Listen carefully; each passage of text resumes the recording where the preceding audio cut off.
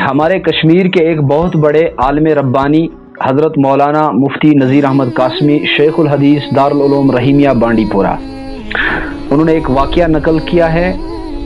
ایک اخبار علی گڑھ مسلم یونیورسٹی سے تہذیب الاخلاق کے نام سے نکلتا ہے، انہوں نے اس سے ایک واقعہ نقل کیا ہے۔ حضرت مفتی صاحب کی وساطت سے وہ واقعہ میں آپ لوگوں تک پہنچانا چاہتا ہوں۔ فرماتے ہیں کہ افریقہ کا ایک شخص جس کا نام نیلسن منڈیلا تھا، ان کی بہت ساری زندگی جیلوں میں کٹی،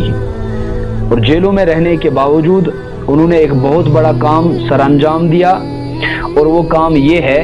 کہ انہوں نے جیل میں رہ کر اللہ کے نبی صلی اللہ علیہ وسلم کی سیرت کا مطالعہ کیا۔ چنانچہ سیرت کا مطالعہ کرنے کے بعد جب وہ رہا ہوئے، ایک وقت ایسا آیا جب وہ جنوب افریقہ کے صدر بن گئے، صدر منتخب ہو گئے۔ چنانچہ ان کا ایک دن دورہ تھا، شہر کی مختلف علاقوں کا وہ چکر کر رہے تھے اپنے وزراء کے ساتھ، اپنے کلرکوں کے ساتھ، اور چکر کے دوران انہوں نے اپنے وزیروں سے کہا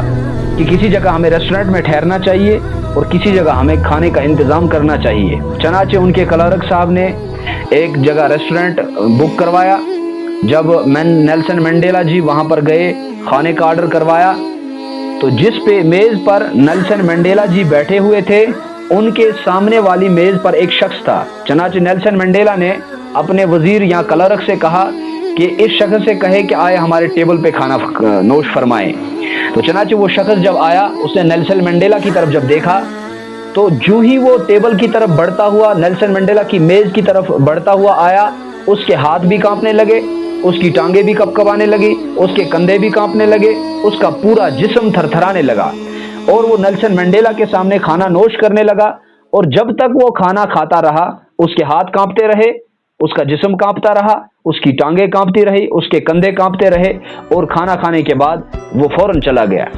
جب وہ چلا گیا تو ساتھیوں نے نیلسن منڈیلا سے پوچھا کہ لگتا ہے یہ شخص کسی موذی مرض میں مبتلا ہے، کسی ایسی بیماری میں مبتلا ہے کہ یہ کھانا کھاتے کھاتے اس کا پورا جسم کانپ رہا تھا۔ تو نیلسن منڈیلا نے کہا کہ نہیں، اس شخص کو کوئی ایسی بیماری نہیں ہے، بلکہ جب میں جیل میں تھا تو جیل میں مجھے طرح طرح کی اذیتیں پہنچائی جاتی تھی، طرح طرح سے مجھے سزائیں دی جاتی تھی، طرح طرح سے مجھے ٹارچر کیا جاتا تھا، اور یہ شخص اسی جیل کا جیلر تھا۔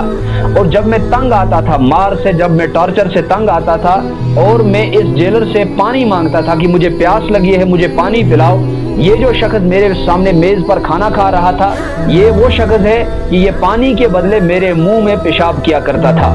لیکن آج میں نے سیرت میں پڑھا ہے کہ جب اقتدار مل جائے اور اقتدار کی کرسی پر بیٹھنے کے باوجود سب سے بہترین انسان وہی ہے جو اقتدار پہ بیٹھنے کے بعد جن نے اس کے ساتھ ظلم کیا ہوتا ہے ان کو معاف کرے، ان کو درگزر کرے۔ چنانچہ میں نے اسی پہ عمل کیا کہ میں اس وقت اقتدار پہ ہوں، اس وقت میں کرسی پہ ہوں، چنانچہ اس آدمی کو میں نے معاف کر دیا۔ تو میرے بھائیوں، بزرگوں، دوستو، ہمیں چاہیے کہ ہم اسلام سے، ہم سیرت سے کچھ سبق لیں اور معاف کرنا سیکھیں اور درگزر کر